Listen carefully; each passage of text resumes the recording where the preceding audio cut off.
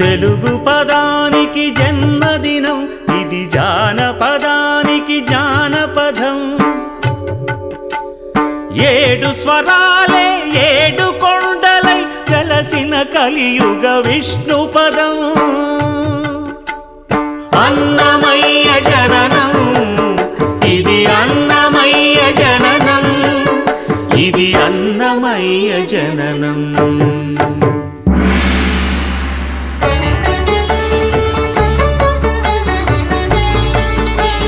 హరిషడ్వర్గము తెగనరికే హరి ఖడ్గం ఇది నందకము. బ్రహ్మలోకము